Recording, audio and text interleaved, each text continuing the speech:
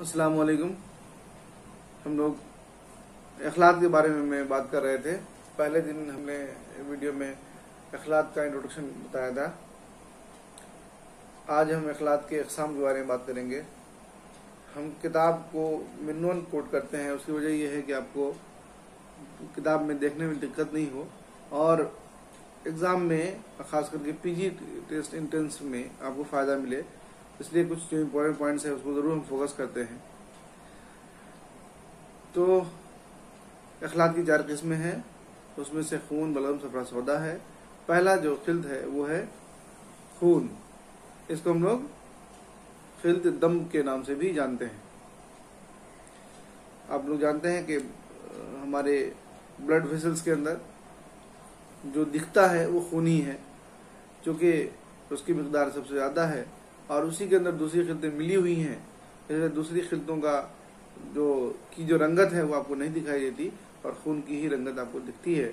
इसलिए जो निकलता है उसको हम लोग खून कहते हैं, ठीक है। लेकिन वो एक्चुअली 4 चीज़ों से मिल करके बना है, यानी खून भी है उसमें, बलगम, सफरा, सौदा भी है।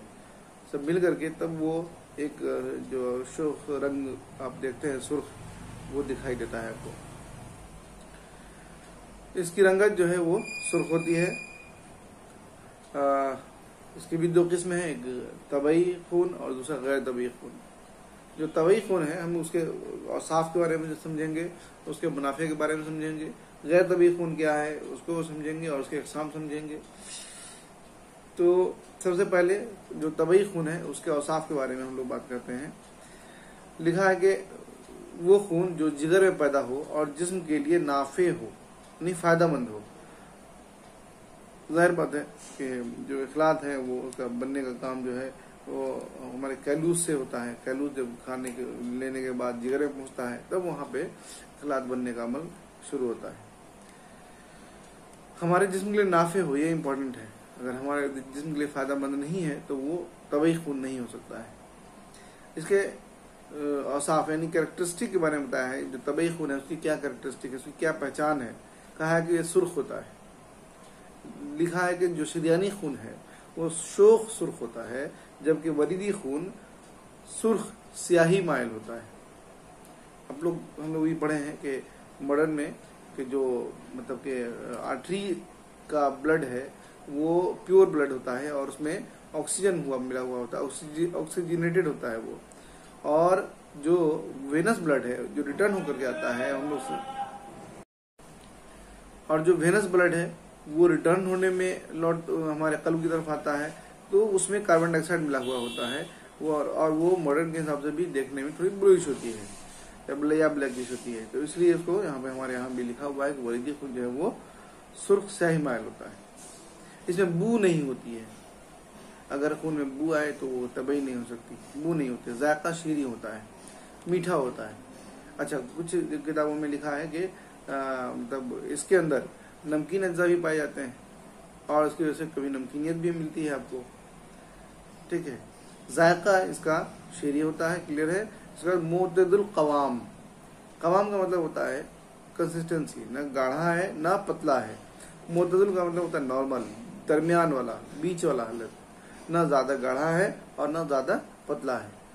ये थे खून के औसाफ, खून की कैरेक्टरिस्टिक। यहाँ पर कोट है अल्लामा नफीस का। उन्होंने लिखा है कि खून में आसारा अंगूर जैसी मीठी चीज पाई जाती है। मेरे से पूछता है इस तरह की चीजें, ये किसका कोट है, किसका कहना है। तो याद रखिएगा, खून में आसारा अंगूर जैसी मीठी चीज पाई जाती है, ये अल्लामा नफीस ने कहा है। उरूक से खारिज होने पर खून मुंजमिद हो जाती है, जिसमें रेशे पाए जाते हैं। इन रेशों को अबू सहल मसीही ने खयूत के इस्तिलाह से मौसूम किया है। ये भी याद रखने वाली चीज है कि खून जब बाहर निकलता है तो जमता है, जम जाता है। जमने के उसके धागे धागे दिखाई देते हैं। उन धागों को अबू सहल मसीह ने खयूत कहा है। खयूत माने धागा भी होता है, और यहाँ पर बताता है इस्लाह के नाम इस्तिलाह दिया गया है खयूत का अबू सहल मसीह के जरिए। तो ये चीज याद रखने की है।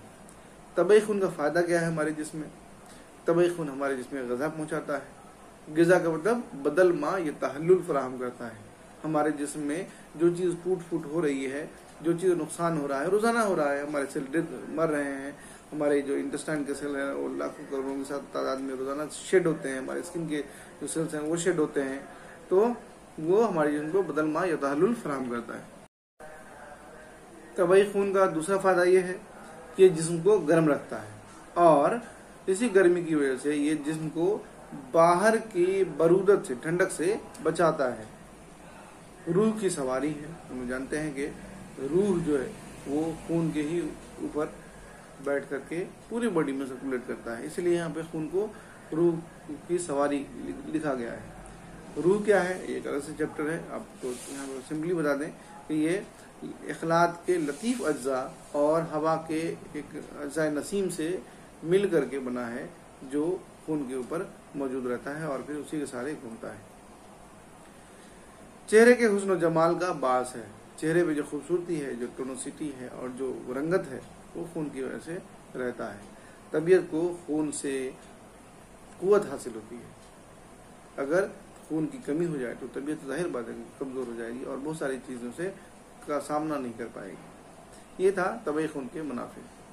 अब है गैर तबई खून। गैर तबई खून क्या हो सकता है भाई? गैर तबई खून के बारे में अगर कहना हो तो एक लाइन में हम कह सकते हैं कि ऐसा खून जिसमें तबई खून के औसाफ नहीं पाए जाते हों, यानी तबई खून के जो फीचर्स हैं अगर वो नहीं पाया जाता है तो वो गैर तबई खून कहलाता है। इसकी भी दो किस्में हैं, गैर तबई बजाते ही और गैर तबई तगय्युर। तो गैर तबई बजाते ही का मतलब हुआ कि ऐसा गैर तबई खून जिसमें किसी दूसरे खिल्त, बाहर से किसी खिल्त की कोई मिलावट नहीं हुई है, बिना उसके मिलावट के उसके अपने मिजाज में बदलाव हो गया है, ऐसा खून गैर तबई बजाते ही कहलाता है। दूसरा है गैर तबई तगय्युर। ये जो है ऐसा खून है जिसमें किसी दूसरे शय की या दूसरे इखलात की मिलावट की वजह से इस खून का जो मिजाज है वो बदल गया है, वो तगय्युर हो गया है। तो ऐसा खून गैर तबई तगय्युर में शामिल है। तो यहाँ पर गैर तबई की भी दो किस्में हैं। सिंपली इतना जाने कि अगर खून के मिजाज में किसी तरह के चेंजेस बिना किसी बाहर की मिलावट से हो तो गैर तबई बजाते ही है, और अगर किसी बाहरी मिलावट की वजह से हो तो वो गैर तबई तगय्युर है। हो सकता है कोई यहाँ पर चीज़ नहीं समझ में आई हो तो आप कमेंट बॉक्स में पूछ सकते हैं। बहुत बहुत शुक्रिया।